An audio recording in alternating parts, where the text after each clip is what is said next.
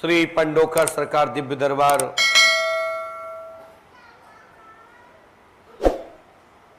सत्संग के माध्यम से अध्यात्म पराशक्ति मंत्र चिकित्सा, देव मंत्र चिकित्सा, यज्ञ, योग विज्ञान, यज्ञ, योग विज्ञान, ज्योतिष गणित आचार्य विद्वानों द्वारा श्री पंडोकर सरकार धाम पवित्र भूमि पर, पांडवों की तपोभूमि पर निरंतर चल रहे श्री राम महायज्ञ, दैहिक दैविक भौतिक कोई भी ताप हो, कोई भी संकट हो, विभिन्न प्रकार की कोई भी परेशानियां हो, यज्ञ के माध्यम से समाधान व आपके जीवन में अकाल दुर्घटना होने वाली ग्रह दोष के कारण जीवन में गति अवरोध का समाधान यज्ञ अनुष्ठान है। साथ ही पंडोकर सरकार दिव्य दरबार पूरे दुनिया के लिए शोध का केंद्र है। भारत के भक्त ही नहीं, देश विदेश के भक्त श्री पंडोकर सरकार को प्रातः स्मरण करते हैं, अपनी दिनचर्या प्रारंभ करते हैं। साथ ही सूर्य अस्त होने के पश्चात पूजा पाठ के बाद अपनी रात्रि परमात्मा को सौंपते हैं, पंडोकर धाम को सौंपते हैं कि हमारी शुभ रात्रि हो, शुभ दिन हो, शुभ रात्रि हो। ऐसे हजारों हजारों लाखों भक्त पंडोकर सरकार का स्मरण करते हैं। ये पूरे दुनिया के लिए श्री पंडोकर धाम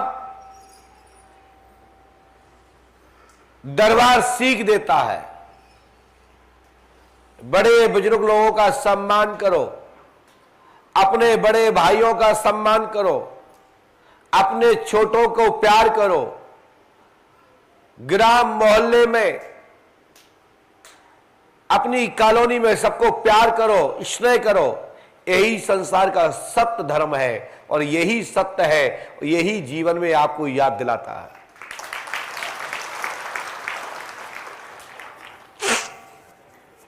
ईर्ष्यालु,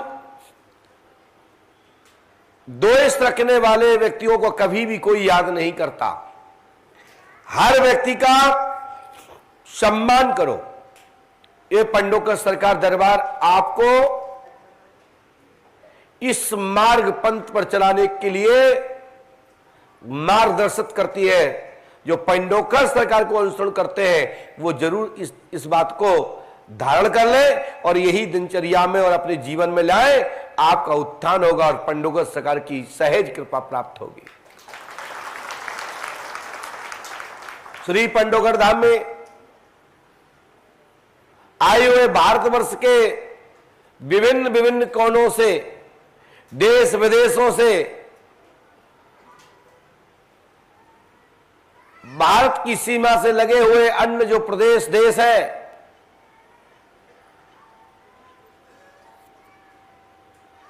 सभी पूरे दुनिया के लिए पंडोकर सरकार दरबार सादर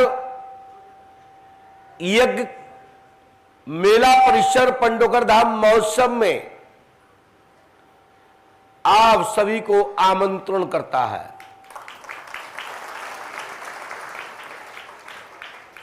कैमरा वाले भैया आगे आ जाइए।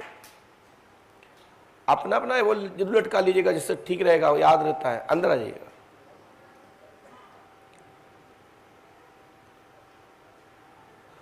पांडवकर धाम है क्या, ये आपको पता होगा। मैं एक संक्षिप्त में एक छोटा सा आशीर्वचन और पांडवकर धाम का महत्व, मैं थोड़ा अस्वस्थ भी हूं, मौसम परिवर्तन हुआ है, इसी को तो लोग कई जगह कोरोना बोल देते हैं। जानते हो, जब जब परिवर्तन मौसम का होता है तब तब पंच भौतिक शरीर पर असर पड़ता है। हमारे यहां खांसी होना, जोखाम होना, बुखार आना, आंखें आना। आंखें जानते हो, अब तो बहुत लोगों कम आती है, जिसमें कीचड़ आता है, लाल आंखें हो जाती है, चिपक जाती है ना। वो गए जमाने, बहुत पहले था, आज से 10-15 साल 20 साल पहले था ये। अब थोड़े थोड़े लोगों को है।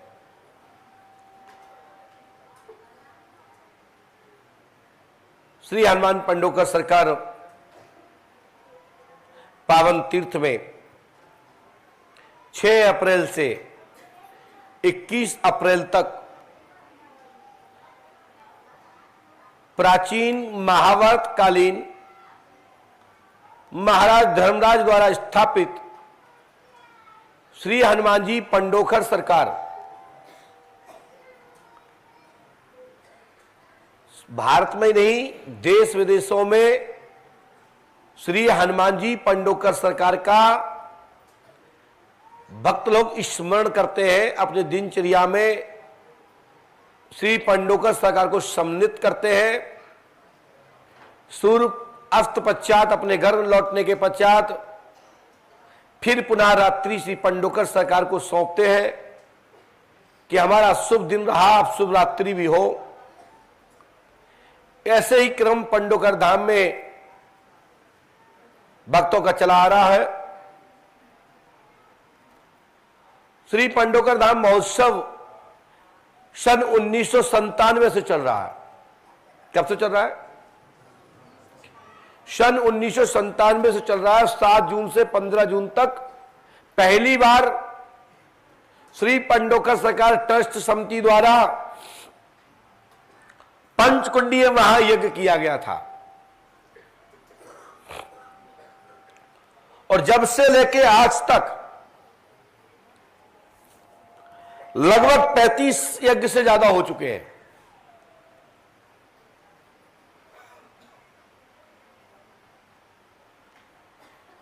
कई साल तो ऐसी बढ़ गई कि एक साल में 2-2, 3-3 यज्ञ हो गए।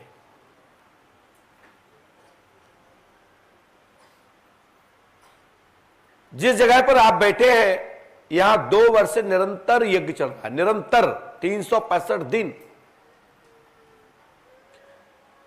चल रहा है। नहीं चल रहा है? आप लोग देखते हैं वेद पाठ सुबह सुबह 7-8 बजे चालू होता है और शाम 5:30 बजे तक यज्ञ चलता है। आप लोगों ने आरती भी सुनी होगी। यज्ञ के बाद पांडवकर धाम की आरती करके ब्राह्मण लोग यहां से अपने कुटी के लिए प्रस्थान करते हैं।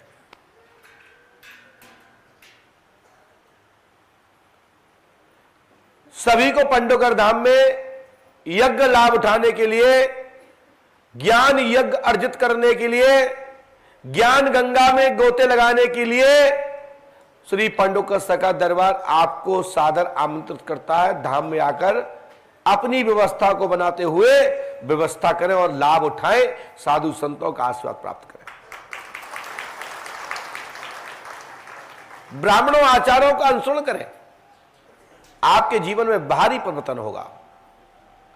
आपका जीवन कल्याणकारी होगा। लोगों के कल्याणकार के लिए आपका शरीर काम में आएगा। एक से एक में प्रकाश जाता है। जब प्रकाशमान हो जाएंगे तो आप दूसरे को भी प्रकाश करेंगे, जो मैं आशा करता हूं। साथ ही ये पांडवकर धाम में महायज्ञ 6 अप्रैल से है। दिन गुरुवार है, हनुमान जयंती है। हनुमान जयंती से 6 अप्रैल से 14 अप्रैल तक यज्ञ अनुष्ठान रहेगा। 15 तारीख को भंडारा इत्यादि होगा और मेला महोत्सव 21 तारीख तक चलेगा। अनेक अनेक कार्यक्रम होंगे, सांस्कृतिक कार्यक्रम होंगे, भजन कीर्तन, नविदा भक्ति के अंतर्गत आने वाले भक्तों के जीवन के परिवर्तन करने वाले अनेक सत्संग इत्यादि ब्राह्मण आचार्यों और साधु संतों के द्वारा प्राप्त होंगे। साथ ही लोकमान्यता, क्षेत्रीय भजन कीर्तन, रामलीला मंचन, रास, ब्रज का लोकगीत, जवाबी कीर्तन, बुंदेली राई,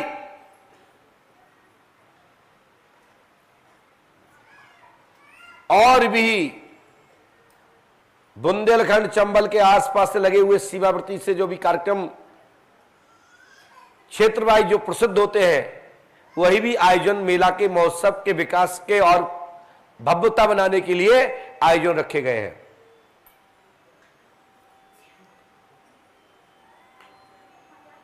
यह पंडोकर धाम हनुमान जयंती पर एक विशेष कार्यक्रम करता है और पंडोकर धाम महोत्सव के रूप में मनाया जाता है। 1111 कुंडीय महायज्ञ की वर्षगांठ के रूप में मनाया जाता है। यह पांडवों की तपोभूमि पर 251 मंदिरों का निर्माण चल रहा है, जिसमें भगवान विष्णु हरि के 24 अवतार,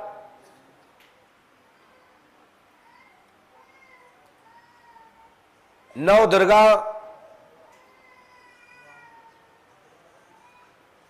10 महाविद्याएं, नवग्रह,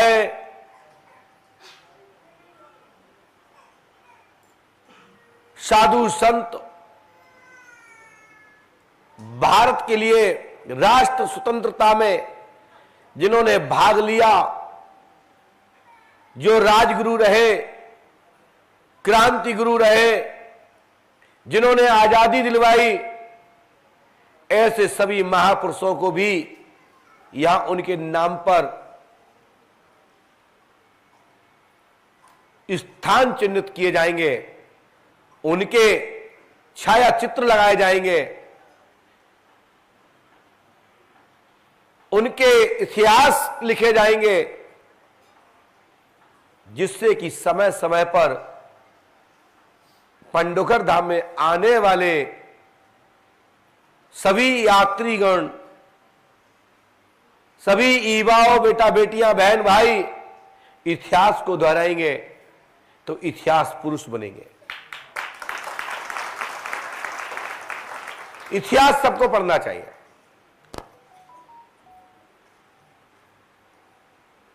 श्री पंडोकर सरकार त्रिकालदर्शी दिव्य दरबार पुनः हनुमान जयंती की आपको बहुत बहुत शुभकामनाएं अभी से, क्योंकि यज्ञ में व्यस्त हो जाएंगे, दरबार लगातार रहेंगे, तो सभी को पुनः अब भक्त लोग ही हमारी तरफ से और आप एक दूसरे को हनुमान जयंती की बधाइयां देना। हमारी तरफ से अभी से आपको एडवांस हनुमान जयंती की शुभकामनाएं। संभाल के रखना, जिस दिन हनुमान जयंती हो मान लेना सबसे पहले मेरी ही शुभकामना आपको है।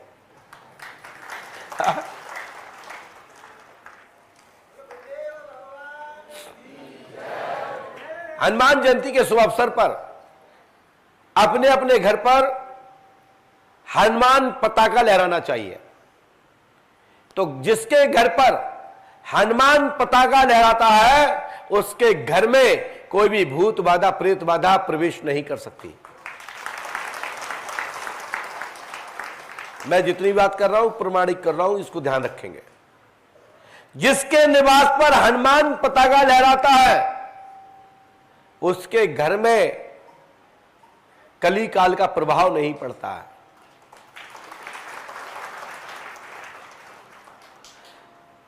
अयोध्या में हनुमान पताका लहराता था, अयोध्या में भगवान विष्णु का पताका लहराता था। अयोध्या में राम राज की स्थापना थी, तो राम राज की स्थापना के श्री राम दूत का पताका लहराता था। तो जितनी बार अयोध्या में कली ने प्रवेश करने का प्रयास किया, तो हनुमान जी महाराज ने कई बार कली को मार भगाया।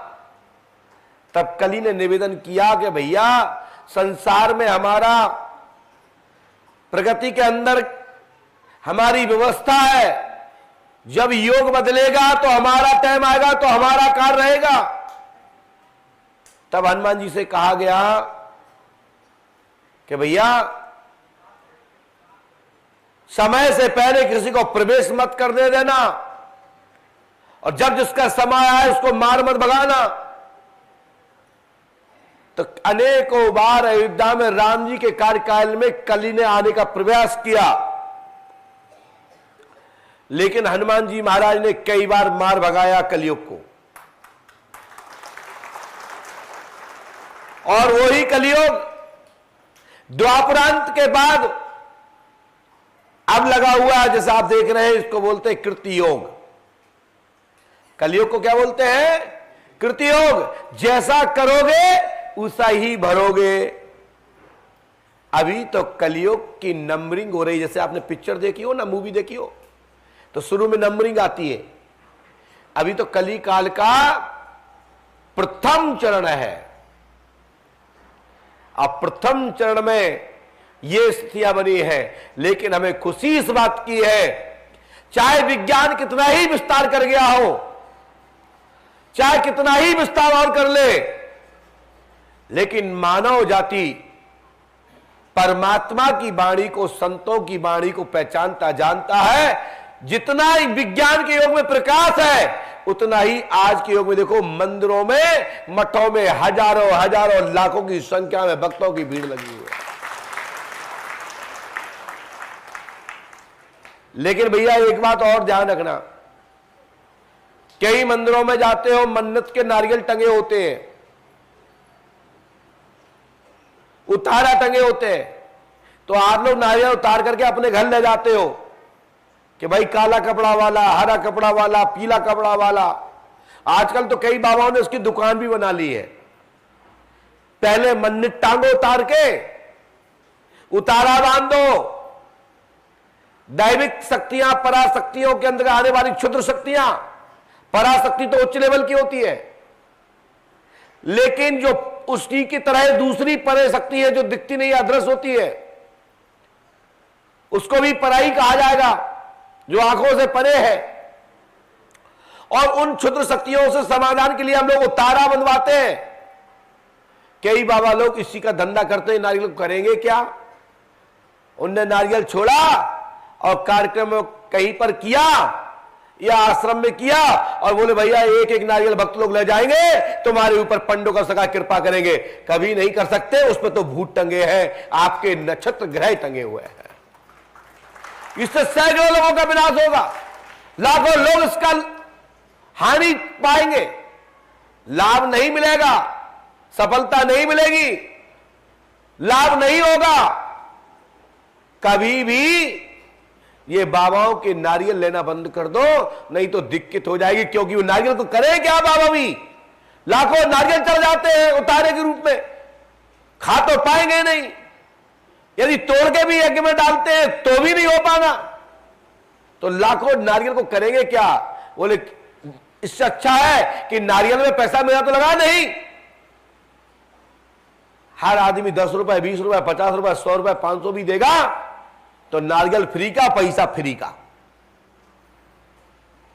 लोग सोचते हैं कि कोई मंत्रित है, ये मंत्रित नहीं होते, ये लाखों नारियल उतारे के रूप में चढ़ते हैं, लोग उनको बंटवा देते हैं। ऐसे लेने से सावधान रहना, नहीं बाद में घर घर में लाखों हजारों भूत दूसरे के घर में घुस जाएंगे। लोगों ने पूछा कि महाराज जी इसके पीछे ऐसा होता है, इसका क्या करते हैं लोग? हमने कहा भैया हमसे क्यों पूछ रहे हो, महा कवरेज के लोग पूछ रहे थे। अभी हमारे आस्था भजन से आए हुए हमारे विद्वानों ने मत अपना विचार रखा, तो हमने कहा कि ऐसा नहीं करना चाहिए। अब तो ऐसा भी कहीं कहीं देखने को मिल रहा है कि नारियल लातों में कुचल रहे हैं, उनको जला दिए जाते हैं पेट्रोल डाल के, डीजल डाल के। आपके पूर्वजों के नाम से आपने टांग दिए, पूर्वजों पे पेट्रोल डाल दी गई, डीजल डाल दिया गया। बताओ आपको लाभ मिलेगा या नुकसान होगा? बताइए आप ही लोग। श्री पंडोकर धाम में आपके संपूर्ण जो नारियल आप बंधन करते हैं, उतारा टांगते हैं, ये सब पुष्पावती गंगा में विसर्जित कराए जाते हैं।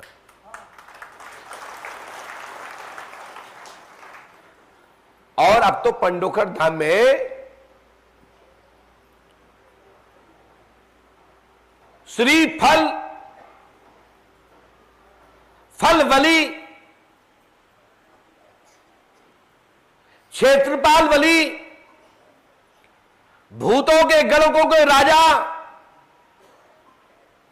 क्षेत्रपाल नवग्रह मंडल के माध्यम से संपूर्ण देवी देवताओं की जो बलियां हैं, पंडोकर धाम में बलि स्थान बन रहा है। भारतवर्ष में जैसे कामाख्या माई, भारतवर्ष में दतिया पीताम्बरा माई, ऐसे ही भारतवर्ष में पंडोकर धाम में बलि स्थान बन रहा है। वैसे आपने पृथक पृथक बलियां तो सुनी कि महाकाली को बकरा चढ़ाया गया, कभी किसी देवता को लिए और अन्य जीव जंतु चढ़ाए गए, पशु बलि नर बलि दी गई, कोई जीव काट के चढ़ा रहा है। इसको कली काल में हमारे ऋषि महर्षियों ने वर्जित कर दिया, क्योंकि पूर्व काल में आदि काल की जो चर्चाएं हैं उसमें जब बलि दी जाती थी तो जीवंत भी किया जाता था। जिसकी बलि दी गई, यदि उस परिजन ने वरदान मांग लिया कि प्रभु आप, मेरे पास तो एक ही बच्चा था, आपने बलि ले ली है, आपने हमारे बच्चे का मांस खा लिया है, अब क्या मानते हैं? मां बाप के पास तो और कुछ रखा ही नहीं। हर व्यक्ति, हर मां बाप अपने बच्चों के लिए करता है, लेकिन अब मांग के भी वरदान करेंगे क्या? उन्होंने कहा मांगे तो, आपकी बलि देने से हम प्रसन्न हुए। उन्होंने मांग लिया कि जो पुत्र मेरा आपने बलि के रूप में स्वीकार किया है वो जीवंत मुझे प्राप्त हो जाए। ऐसे शास्त्र पुराणों में अनेक आख्यान आते हैं, अनेक सदगुरुओं के मुखारविंद से ऐसे आख्यान सुनने को मिलते हैं। तो उस जमाने में बलि देने के बाद जीवंत कर दी जाती थी। कली काल में अब जीवंत करने की किसी के अंदर क्षमता नहीं है, क्योंकि कली काल का प्रभाव है, शक्तियां लुप्त होती जा रही है, आडंबर बढ़ता जा रहा है। तो हमारे ऋषि महर्षियों ने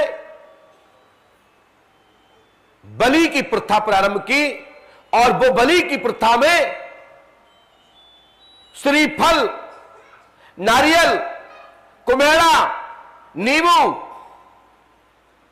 अनेक और जंगली बन के फल फूल को स्वीकार करते हुए उनको बलि के रूप में स्वीकार किया है।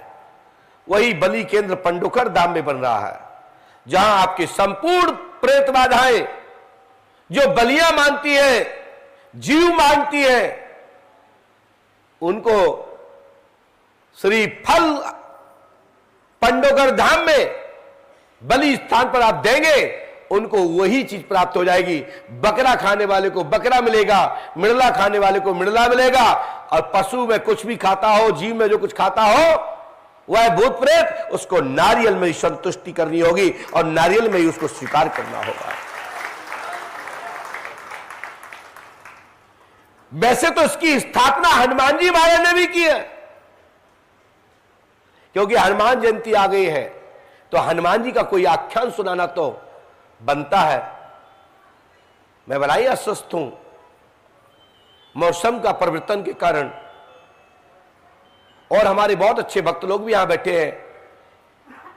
वास्तविकता में मैं आपको बता दूं, एक वर्ष से जितने अच्छे भक्त यहां आ रहे हैं, मैं बयान नहीं कर सकता, जवान से बहुत अच्छे लोग आ रहे हैं। कभी कोई भी दबाव नहीं डालते कि गुरुजी मुझे देख ले, भलाई वो हमें मालूम है, मैं जानता हूं, लेकिन सब लोग टाइम दे रहे हैं। ऐसे भक्तों को बहुत बहुत दिल से साधुवाद, आशीर्वाद। भगवान आप सबकी मनोकामना पूरी। हनुमान जी महाराज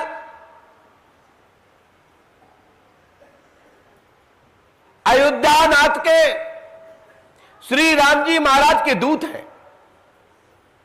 कली काल में कलयुग के राजा हैं। भगवान स्वयं श्री राम जी महाराज ने सरजू जी पर अंतिम समय में सभी देवता अंशों सहित अपने अपने मार्ग को, अपने अपने धाम को जाने लगे। हनुमान जी महाराज ने भी निवेदन किया, हमारे लिए क्या आज्ञा है प्रभु। उन्होंने कहा, आज्ञा यह है, आप क्या चाहते हो। हनुमान जी महाराज ने कहा कि प्रभु, जहां आपकी नाम का संकीर्तन होता हो, जहां आपका चिंतन होता हो, जहां आपका भजन होता हो, मैं उस लोक में रहना चाहता हूं। उन्होंने कहा, मेरे साथ चलो, मेरे धाम चलो। राम जी महाराज ने कहा, मेरे धाम चलो। उन्होंने कहा, क्या वहां संकीर्तन होता है? क्या वहां आपके नाम का चिंतन होता है? आपके नाम का भजन होता है? उनने कहा, वो तो मेरा धाम है, वहां लोग कहां टाइम है, ये तो मृत लोक के, ये पंच तत्व के शरीर के में समाहित जो परमात्मा ब्रह्म का जो वास है, जो अंशों से जीव है, ये अपने मुक्ति के लिए ईश्वर का चिंतन करते हैं, परमात्मा का चिंतन करते हैं। जो जिसका भक्त होता है उसका मनन करते हैं। तो उन्होंने कहा, क्या मेरे लिए क्या आज्ञा है? तो हनुमान जी महाराज ने कहा, हे राम जी महाराज, जो आपकी आज्ञा होगी, जो स्वीकार की जाएगी, उसको श्रोधार किया जाएगा, उसका पालन किया जाएगा। लेकिन मैं प्रभु यह चाहता हूं कि जब तक इस पृथ्वी पर, इस मृतलोक पर आपका नाम का संकीर्तन हो, तब तक मैं यही बात करूंगा। जिस दिन आपके नाम का चिंतन खत्म हो जाएगा, उसी दिन प्रभु मैं आपके धाम में आ जाऊंगा।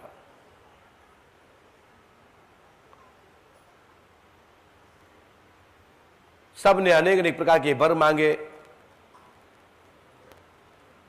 लेकिन हनुमान जी जैसा किसी ने कुछ नहीं मांगा। तो श्री राम जी महाराज ने सरजू जी की बालू उठा करके उन्हें कली काल का राजा घोषित कर दिया। जाओ, मैं आपके हवाले करता हूं, पृथ्वी का भार आपके हवाले करता हूं। पूरे संसार में जहां भी किसी की कला जगती है, कोई दरबार लगता है, कोई मेला लगता है, तो सबसे पहले पता लगता है किसकी कला जगी। बोले, हनुमान लला की कला जगी। किसकी कला जगी? माता दुर्गा की कला जागी। किसका दरबार चालू हुआ? बोले, बाबा भोलेनाथ का हुआ। इस संसार में यही साक्षात शक्ति है, बाबा शंकर भोलेनाथ, हनुमान बाबा और माता भगवती दुर्गा।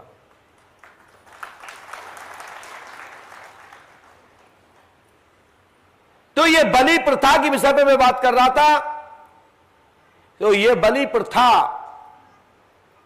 पहले नर बलि लगती थी, और अभी अभी तक कई राजघरानों में पशु बलि तो अभी तक सुनते आए। इस पर सैकड़ों नाटक, पिक्चर जिसको मूवी बोलते हैं।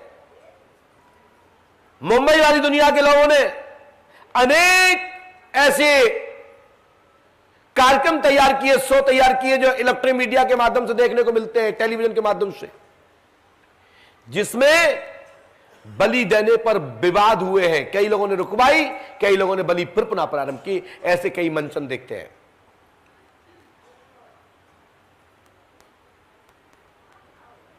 तो त्रेता में एक ऐसी स्थिति थी जब पाताल का राजा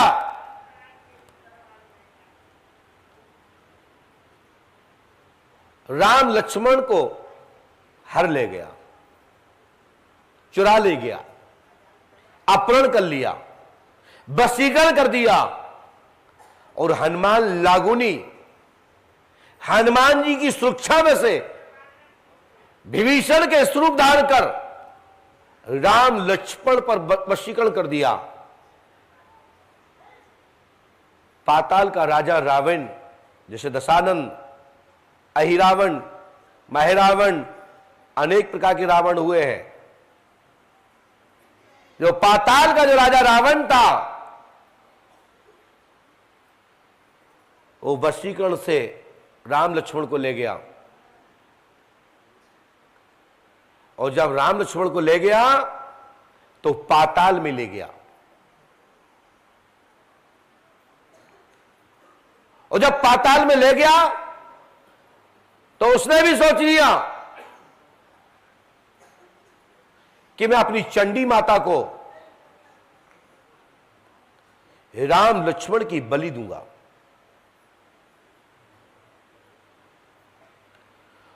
और जब बलि की बात आई,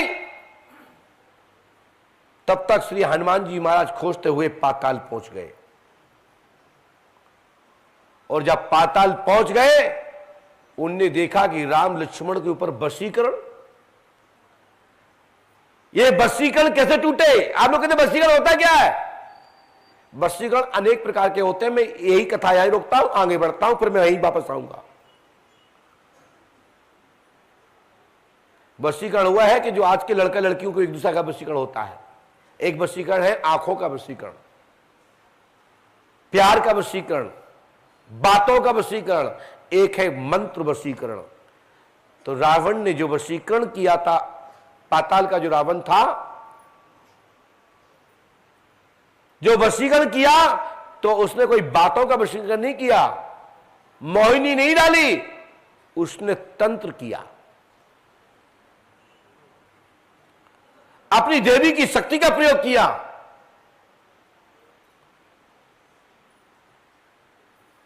वही रावण पाताल का राजा, चंडी का भक्त, हनुमान जी महाराज ने पूरी समीक्षा की कि इनका वशीकरण कटेगा कैसे। मैं कभी विस्तार से कथा पे बोलूंगा, क्योंकि दरबार का भी टाइम हो रहा है, और हनुमान जयंती 6 अप्रैल को है, गुरुवार को है। तो हनुमान जी की चर्चा तो बनती है। हनुमान जी का प्रसंग, हनुमत प्रसंग, हनुमान जी के द्वारा किए गए कार्यों का वर्णन तो बनता ही है। जब किसी का जन्मदिन आता है, जब किसी के उत्सव आता है, तो उसका वर्णन होता है। ये तो हनुमान लीला श्री कलयुग के राजा श्री हनुमान जी महाराज का रामदूत का वर्णन आप लोग सुन रहे हैं।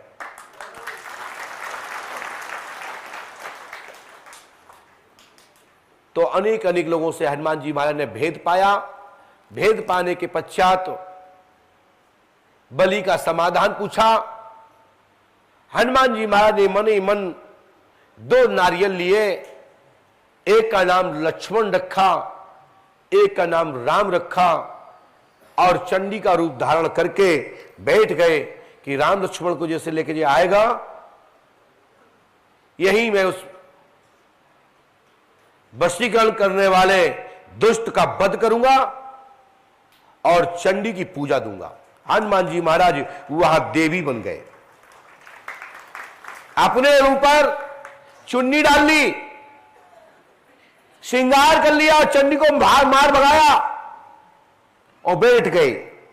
जैसे ही राम लक्ष्मण को लेकर के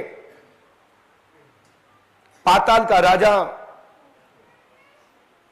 लेके आया, जैसे ही पूजन किया, जैसे ही फरसा उठाया, उसी क्षण हनुमान जी महाराज ने उसको दबोच लिया और दोनों नारियलों को तोड़ दिया।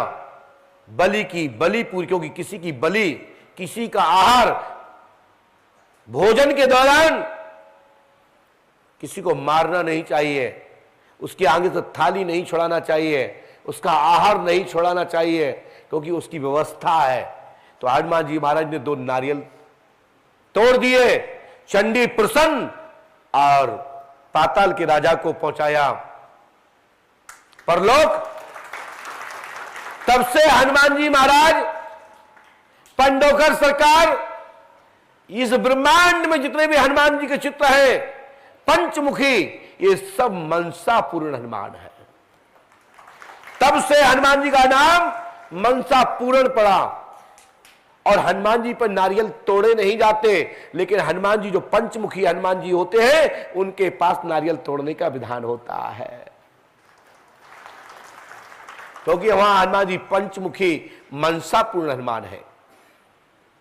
एक मुखी हनुमान जी के पास नारियल नहीं टूटता।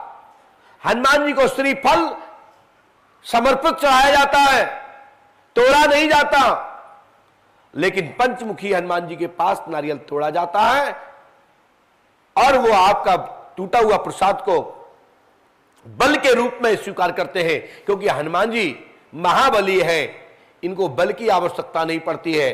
भूत प्रेत पिशाच, भूत योनि के, देव योनि के, प्रेत योनि के, सिद्ध योनि के देवताओं के पास नारियल तोड़ा जाता है, क्योंकि वो 1 बलि लेते हैं, 2 बलि लेते हैं। हनुमान जी तो महाबली है, इनको छोटी छोटी बलियों से कुछ होने वाला नहीं।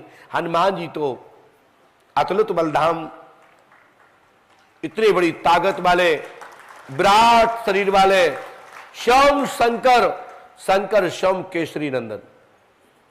इसलिए हनुमान जी वहां बलि नहीं लेते।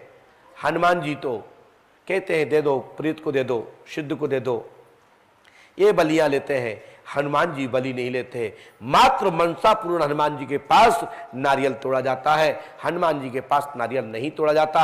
एक मुखी हनुमान जी के पास नारियल नहीं तोड़ा जाता, ये ध्यान रखना। जो एक मुखी हनुमान जी के पास नारियल तोड़ते हैं उससे नुकसान ही पाते हैं, उनको लाभ नहीं मिलेगा, इसको दिक्कत में पड़ जाते हैं। इसलिए ध्यान रखें, एक मुखी हनुमान जी के सामने नारियल ना तोड़े।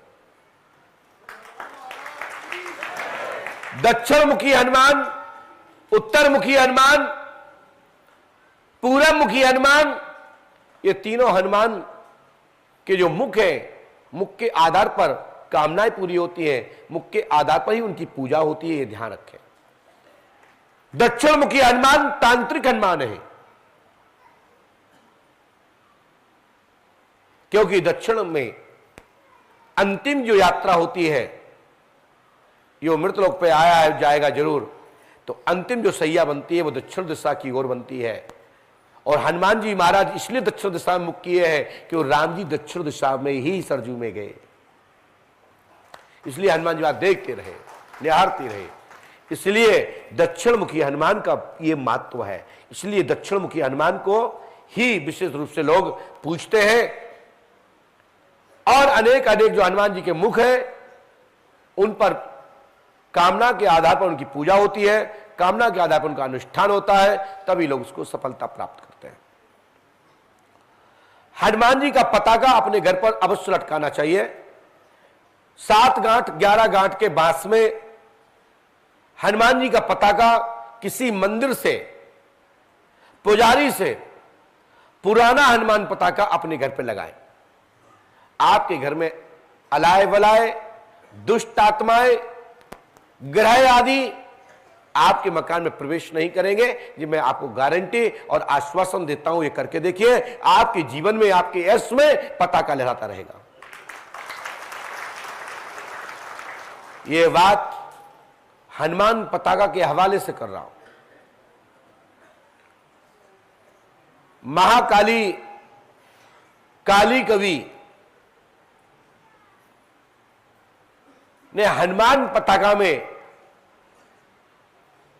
और श्री वाल्मीकि रामायण में शिवम बाबा त्रिकालदर्शी आदि कवि शिवम वाल्मीकि जी ने भी अपनी ग्रंथ में पंचम वेद में भविष्य के पूर्वांत भविष्य वक्ता के रूप में पूरा जो ग्रंथ लिखा गया वाल्मीकि रामायण, उसमें हनुमान पताका की चर्चा आई, अग्नोत्र हवन की चर्चा आई, और यहां तक कितनी भी बात आई है, साथ साथ उस अयोध्या में जिन जिन के घर पर पताका लहरा रहे थे, ना उनके घर में कोई चोर था, ना कोई बड़ शंकर था, और ना कोई क्षुद्र था, सब उच्च थे। हर जाति पंथ समुदाय के लोग हनुमत पताका लगाया करते थे। इसलिए अयोध्या श्री राम जी का क्षेत्र, जन्मभूमि प्रसन्न और खुश रही, क्योंकि जिसके घर में हनुमान पताका हो, राम राज्य की चर्चा होती हो, परमात्मा का चिंतन होता हो, 100 अध्याय होता हो, हवन होता हो, गायत्री जपते हो, उसके घर में तो हानि होने ही वाली नहीं। और वहां तो पूरे नगर में ऐसा होता था। इसलिए अयोध्या चारों दिशा में सूर्योदय से लेकर सूर्यास्त तक अयोध्या का 14 दिशा में डंका बजता था। अनेक अनेक देश भारत की सीमा में, अयोध्या की सीमा में निवास करते थे। चक्रवर्ती महाराज दशरथ पूज्य श्री राम जी महाराज के पूर्वजों पिताओं सहित अयोध्या का आदि काल से, सृष्टि के प्रारंभ से अयोध्या का नाम रहा है। और जिनकी कथा, जिनका सत्संग और उस अयोध्या के राजा शिव हनुमान जी महाराज का आपने वर्णन सुना है, इसलिए आप लोग यहां भी हनुमान लला की ही कृपा देख रहे हैं। और पंडोकर सरकार में आपकी वृथा का हरण करने वाले, आपके जीवन के कष्ट का हरण करने वाले, आपकी बाधा को हरण करने वाले, आपको जीवन को बनाने वाले स्वयं हनुमान जी पंडोकर सरकार है, श्री हाथीवान महाराज है। ये आपको शुभ हनुमान जयंती के शुभ अवसर पर मैं आपको हनुमत प्रसंग के माध्यम से मार्गदर्शन के रूप में, ये अमूल मंत्र के रूप में दे रहा हूं, इसको ग्रहण करें।